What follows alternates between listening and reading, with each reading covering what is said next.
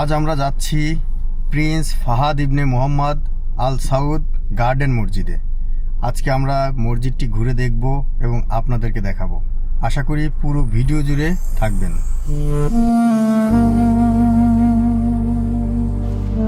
সকল প্রশংসা মহান আল্লাহ তাআলার জন্য। রওনা হয়ে গেলাম আজকের গন্তব্যস্থানে। আমার সাথে আছে ছোট ভাই সোহেল। আজ আমরা সেই মসজিদে যাচ্ছি যেটাকে বেশিরভাগ মানুষ জানাজা মসজিদ বলেই চিনে।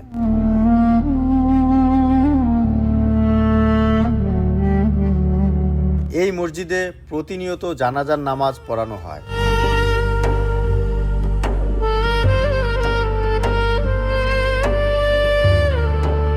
এবং এই মসজিদ থেকে আজ আপনাদের নিয়ে যাব যেখানে দাফন করা হয়। রিয়াদের অনেক বড় এক বিশাল জায়গা জুড়ে অবস্থিত কবরস্থান।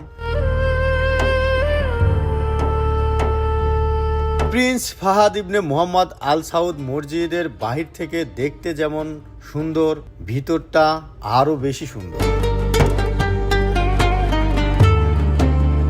মসজিদের চারপাশে চারটা মিনার অসাধারণ।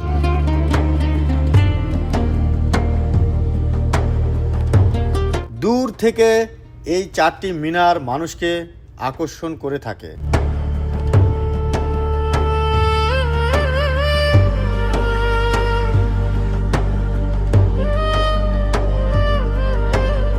মসজিদের গম্বুজগুলো দেখতে সত্যি অসাধারণ। মসজিদের চারপাশে গাড়ি পার্কিং এর জন্য অনেক খালি জায়গা পড়ে আছে। আগেই বলেছি এই মসজিদে প্রতিনিয়ত জানাজার নামাজ আদায় করা হয়।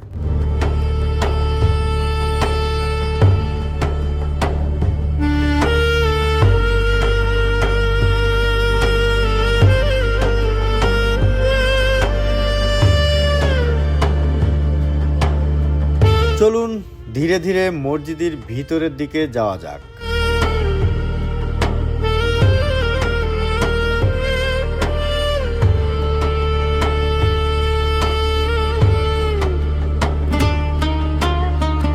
আজ একজনের জানাজা, যার কারণে মসজিদের চারপাশে ভিডিওটা বেশি করতে পারিনি, কারণ একজনের শোকের মধ্যে কিভাবে ভিডিও করব। তারপরেও যতটুকু সম্ভব আপনাদেরকে দেখানোর চেষ্টা করব সৌদি আরবে জানাজার সময় সৌদিরা কিভাবে একে অন্যের সাথে আলিঙ্গন করে থাকে।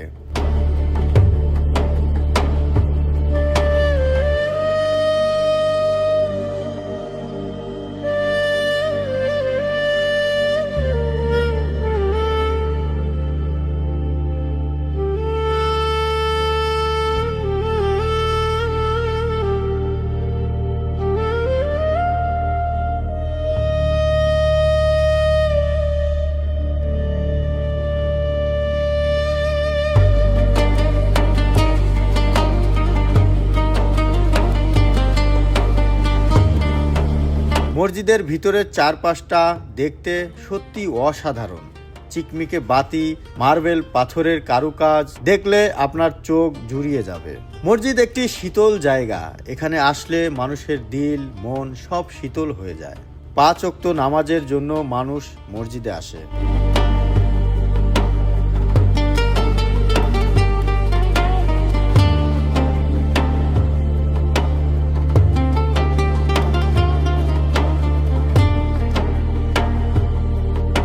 মসজিদের ভিতরে সারিবদ্ধ যে চেয়ারগুলো দেখছেন, আসলে এটা মুসাফা ও আলিঙ্গনের জন্য রাখা হয়।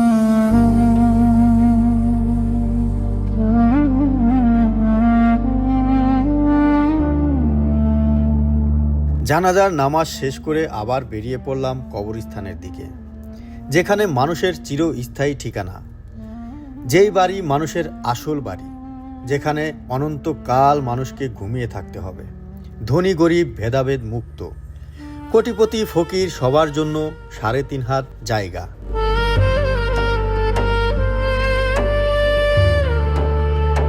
সব অহংকার ক্ষমতার দাপট যেখানে মাটির সাথে মিশে যায়, সেই জায়গা যেখানে লক্ষ লক্ষ মানুষ শুয়ে আছে।